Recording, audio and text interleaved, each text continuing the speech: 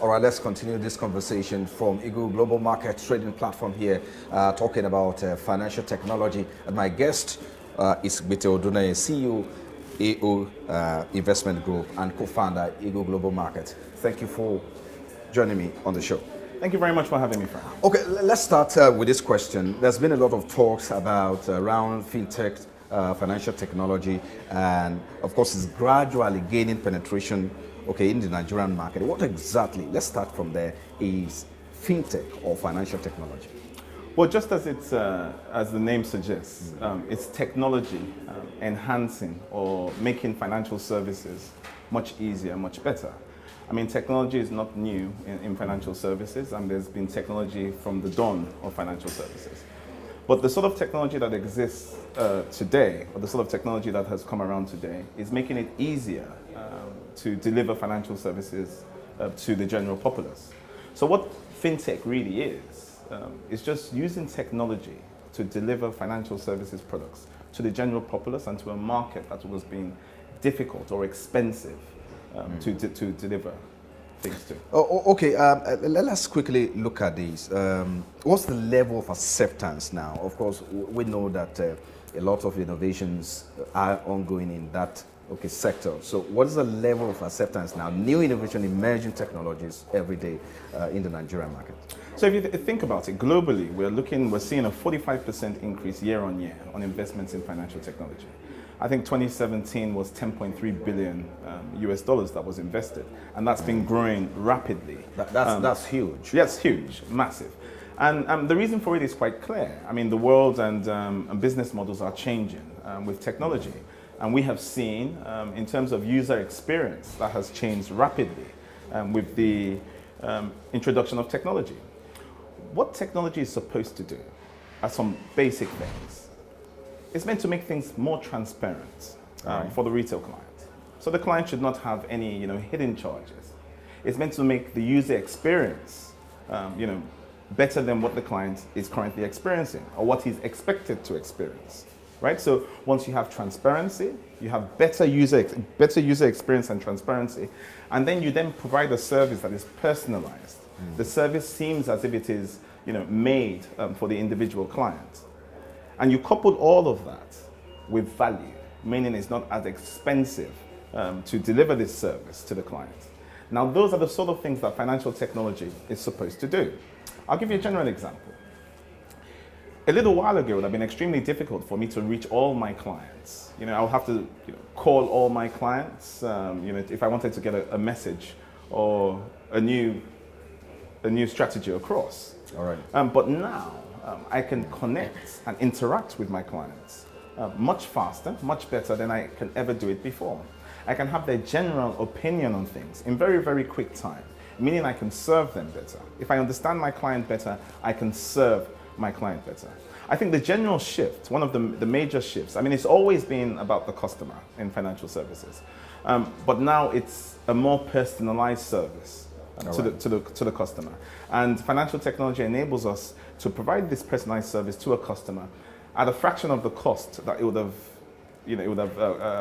costed previously.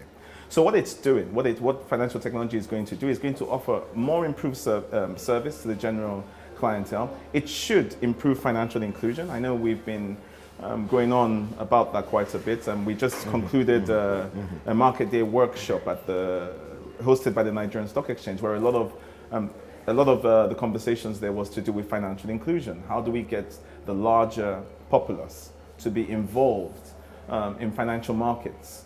They mentioned some key facts. One of them being that only 24% of people in Nigeria have phones where they can download apps. So in as much as we bang on about financial technology, right, there's a lot of education that needs to be done to make people aware.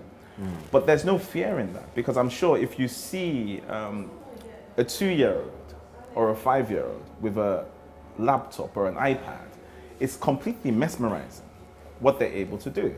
That's right. So what the general populace will be able to do, the more they have access to the internet and to technology, right? The more they have access to it, the better they will become in handling this technology, which will provide unlimited productivity, to our GDP as a nation, will provide unlimited possibilities to how companies, technology companies or general companies, can provide services to the general populace.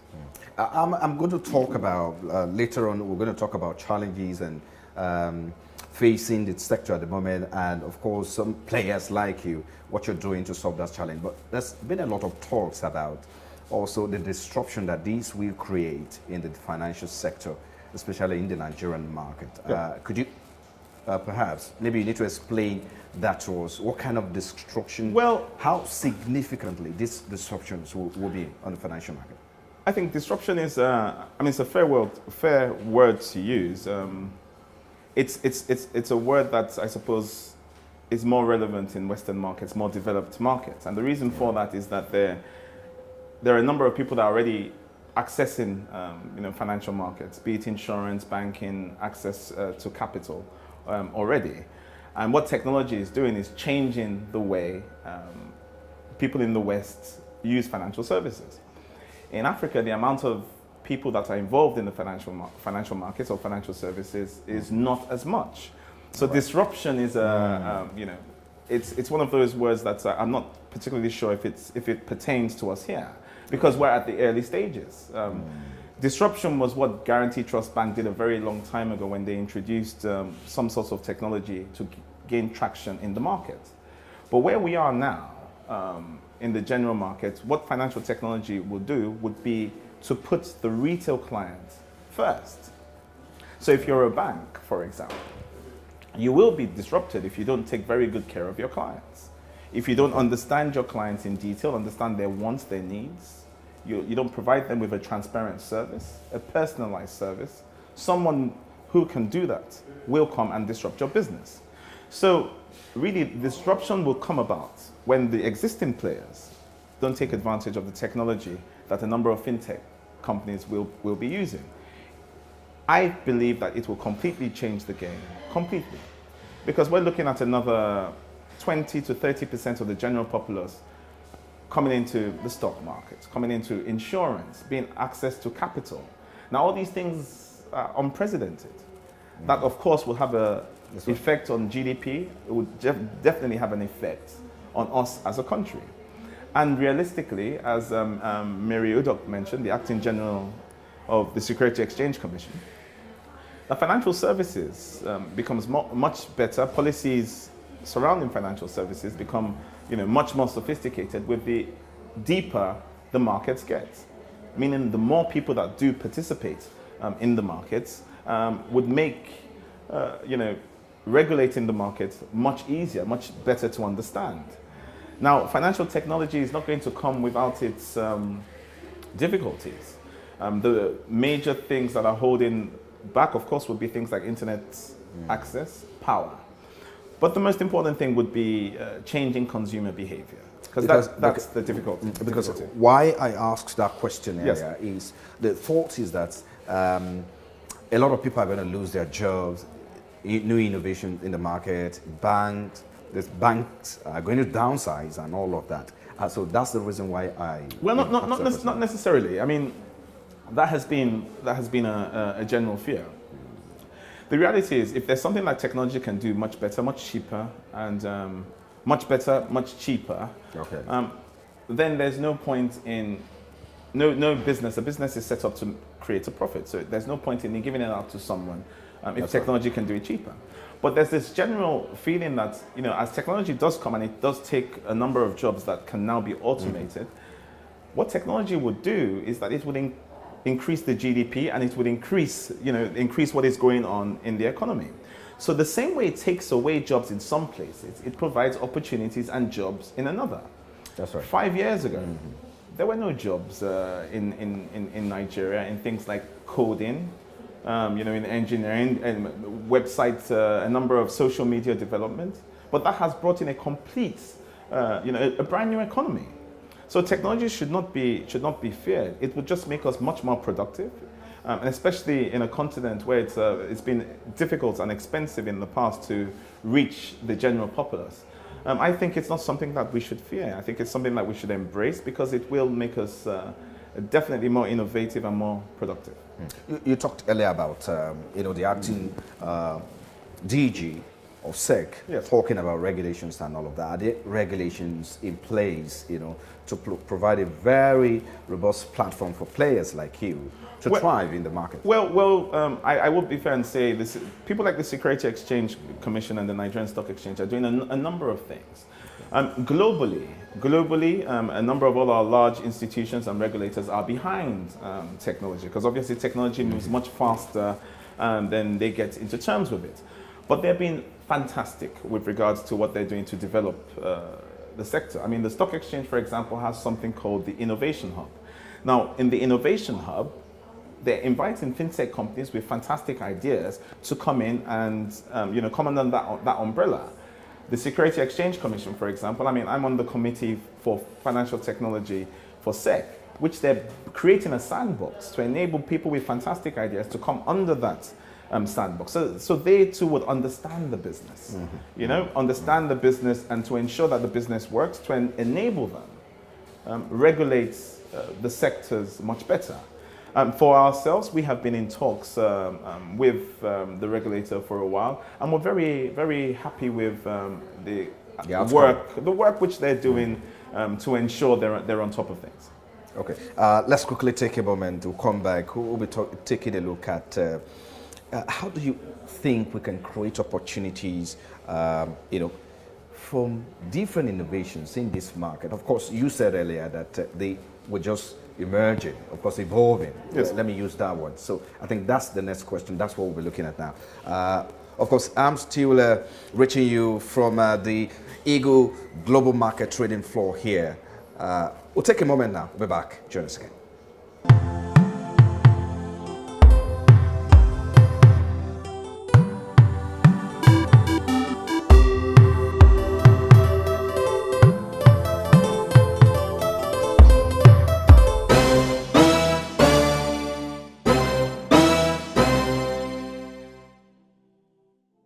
We're glad to have you back now. Still reaching you, broadcasting here from Eagle Global Markets Trading Platform in Southwest Eko, Lagos here. And my guest has been Gbite Oduneye.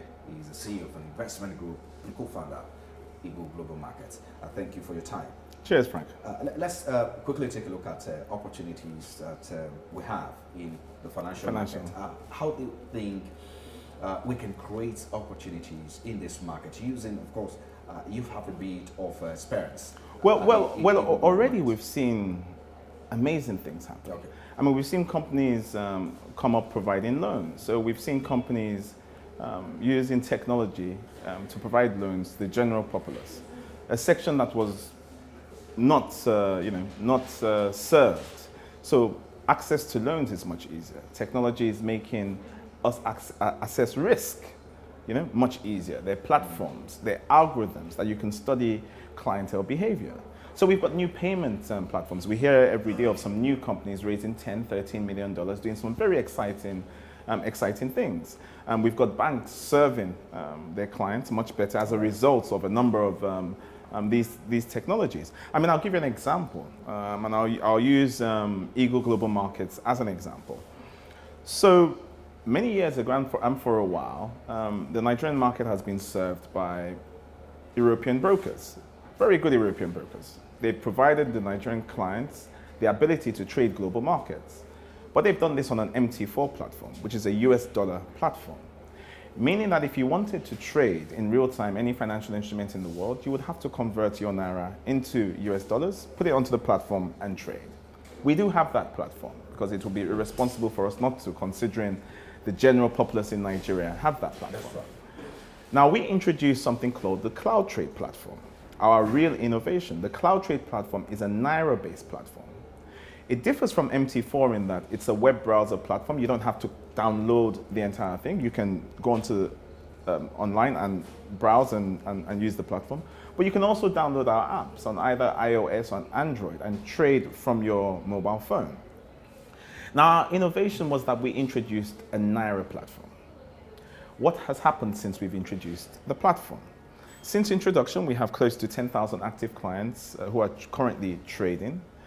Now, those clients previously traded with US dollars. Those clients yes. are very active on the Very platform. active. You know, they previously traded with US dollars.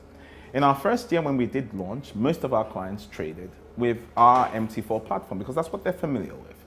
Now, we've got a very, very robust education system, both in our office here and in our academy in Ikeja, as well as online, as I mentioned earlier. The difficulty, and that's the major difficulty in financial technology, with all the innovations that are happening, is changing consumer behavior. People are used to a certain thing, familiar with a certain thing. When you introduce a new product, it's important, in fact, it's imperative that the general populace and the clientele which you're hoping to seek, the avenues put in place to make them understand the products, to make them understand how it makes their life easier.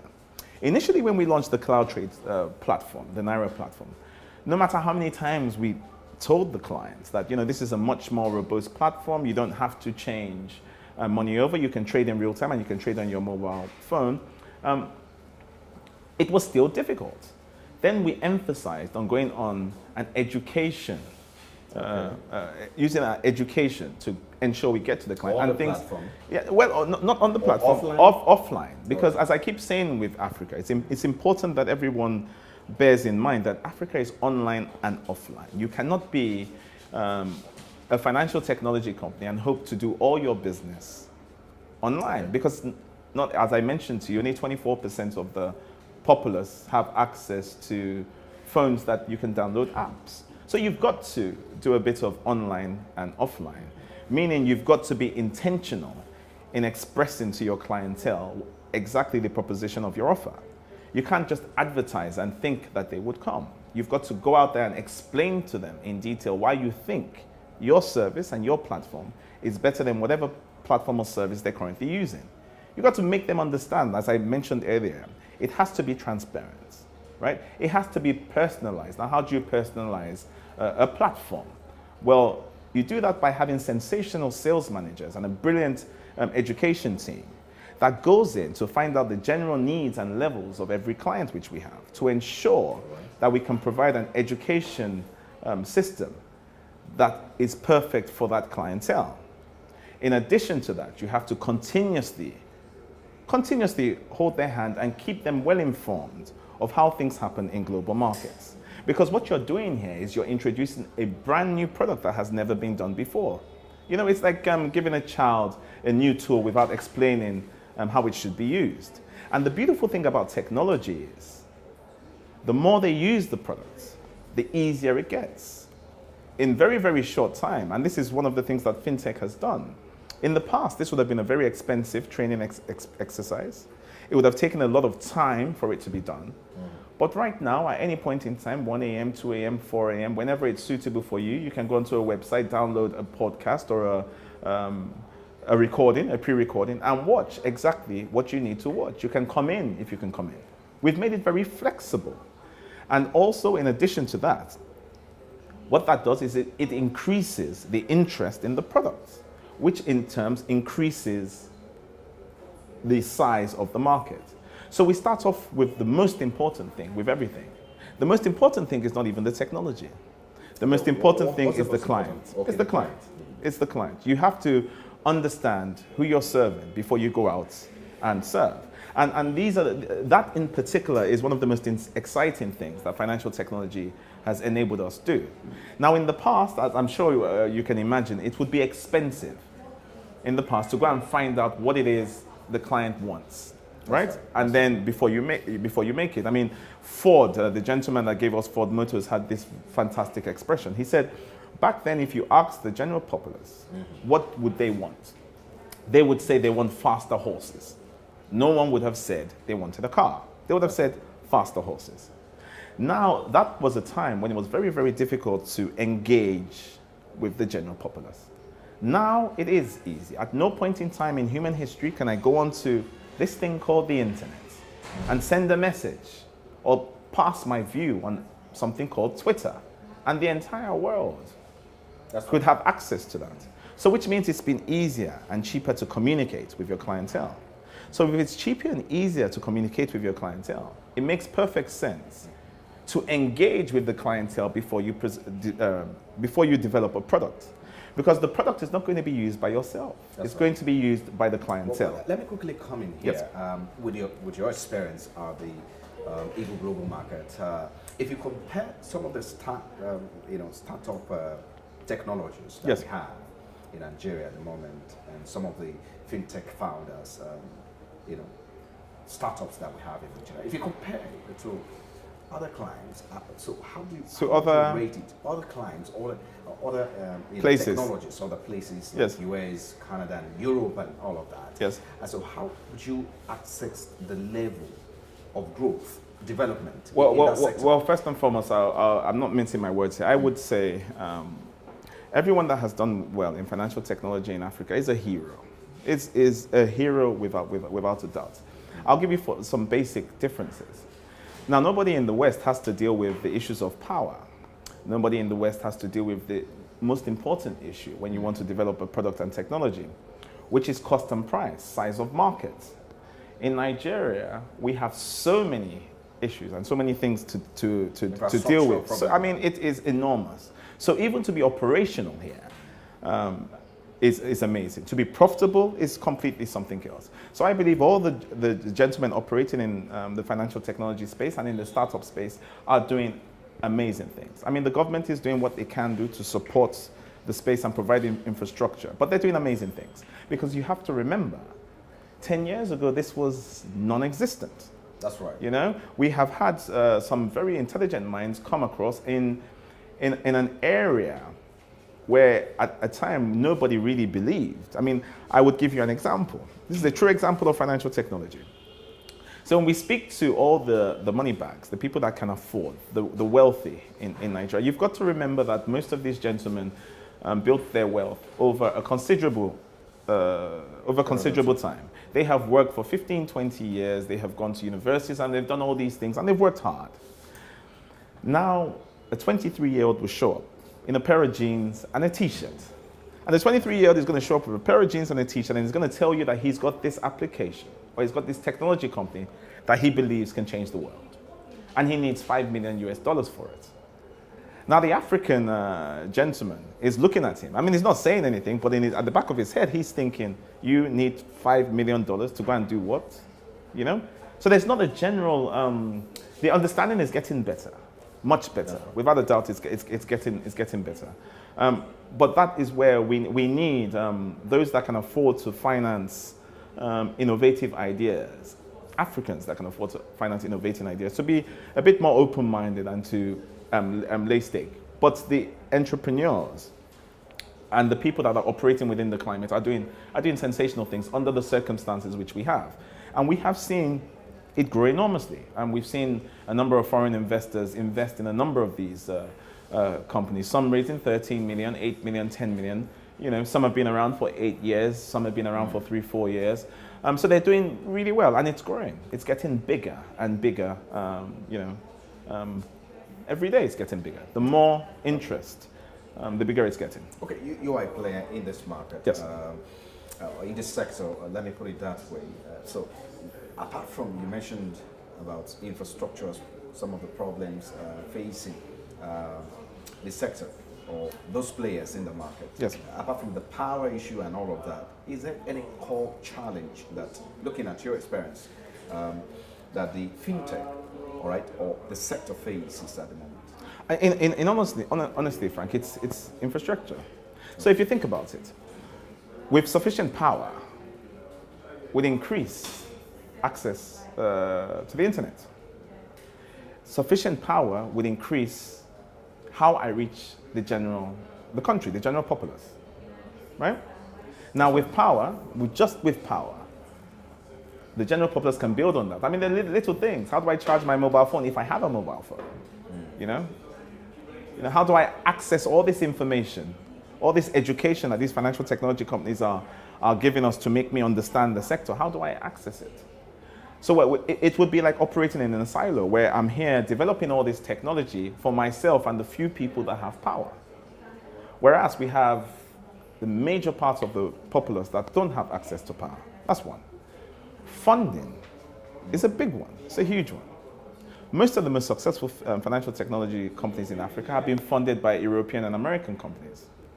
You know, we have to put together the idea and the concept, and then we travel abroad to go convince them to invest. I mean, that's, again, changing because a number of Nigerian and Africans are now investing in the sector. But with funding would enable innovators to innovate. But without funding, the idea and the concept is something that is in your mind that is never put to action. But like I said, with these difficulties, we are still striving forward, and we're still trying to be innovative and trying to use technology to the best possible way with all these difficulties. So with an improvement, I'm not saying it to be completely, improvement in power supply, improvements in infrastructure, you know, we're just at the very early stages of what financial technology can do to the economy. So we're looking at a very exciting decade for Africa, for Nigeria going forward. The more people take on technology, and we've also got to remember, we've just come out of the worst recession in 25 years. That's right. And the fintech sector has grown through that. Imagine what it would do when we go through a boom. Okay. You know? Let me quickly come in here. Yes. What do you suppose is the future of the Nigerian financial system? Of course, you talked about you're developing a platform which is about to, you know, will be launched soon, anytime soon. You said so earlier. So, looking at your experience at e-global markets, what do you think is the future? Perhaps you want to give us that description. It is ridiculously exciting. The possibilities are limitless. Let's go through this. Let me give you an example. So you see the possibilities. I don't think up to, I'm not particularly sure, so I'll be careful before I quote some things. I don't think up to 10% of the general populace are insured. I don't think up to 10% of us have stockbroking accounts. I don't know what the population or the number is that have bank accounts, the amount of people that have access to capital. So what we're saying here is, you think about it as a football team. You're going out with, you're not even going out with your best 11, right? You're going out with probably your worst 11. No, not even your worst 11. You're going out playing with 5 players, right? That's what's happening. We are operating under our capability. You know, the amount of people involved in the financial services sector is very, very small. The minute you increase that number of people in that sector, you'll find costs will be reduced significantly because I've got a bigger, a bigger playing field. Now, it has been difficult, as we mentioned, and we had this conversation off air, that I cannot blame a bank or a brokerage firm, because they're profitable, they're answerable to their shareholders. And they would stay and they would serve a clientele where they would generate a profit from. So in years gone by, them going into rural areas might not be profitable for them, because one client in a prosperous area would be the equivalent of 1,000 clients in a non-prosperous area. That's right. But what technology has done is enabled us to now want to involve everyone. So if we're operating in an economy that's been underperforming and not operating at its potential, I see the amount of people that will be investing in Nigerian stocks and shares would increase dramatically. I mean, at AOA Investment Group, financial technology and startups is something that we pay a lot of attention to. Eagle Global Markets is our third financial technology company which we've invested in, and it's been mind-blowing. Because if you think about it, this is trading global markets with Naira. What I've learned from Eagle Global Markets are 2 very important things, and it's something that we should all bear in mind for the financial services sector. So if you think about it, we are approaching the general populace to trade Google, Apple, oil, orange juice, Forex pairs, the DAX, the Dow, with Naira. Means it's a very, very niche product, right? It's a very niche product. The amount of people that trade it are small. But what we from a Nigerian point of view, compared to stocks and shares. Now, in this very small number, in the 2.5 years in which we've been serving the country, in this small number, we have found our view of the general populace and the general retail client has changed considerably. Because the level of skill and understanding of financial and global markets by the general layman, which we thought was the general layman on the street, is mind-blowing. You know, they're talking support resistance levels in oil, you know, in forex pairs, in indice pairs. They're telling you what the Federal Reserve is doing. They're telling you what the European Central Bank is doing. You know, there's a gentleman that doesn't have an MBA, possibly not a university degree, but that's what the internet has done. With the power of the internet, with the focus and the appetite, you sit down in front of the computer and you spend an hour, you will be amazed what you can learn. Your level of understanding and knowledge can change if you have that focus. We have educational degrees, MBAs now being offered online. You know? So with the internet, the general populace are much smarter, and that is what we've learned with Eagle Global Markets. Because amongst our clientele, you know, these are people that I would normally have thought have very little, they're not financially savvy. It's been mind-blowing. It's been an eye-opening experience. It's one of those things that has told us that we are, the retail market is arguably much bigger than we have conceived it to be. And their ability to learn new things, it's much higher than we had previously thought. So if you're able to provide a product for a retail client and explain how he's meant to use it to, you know, aid him, because that's the important thing with financial technology. It's not technology for the sake of technology. It has to be technology to improve a client's experience. So in our case, Eagle Global Markets, what we're saying is you can now use Naira to trade oil. In the past, you wouldn't.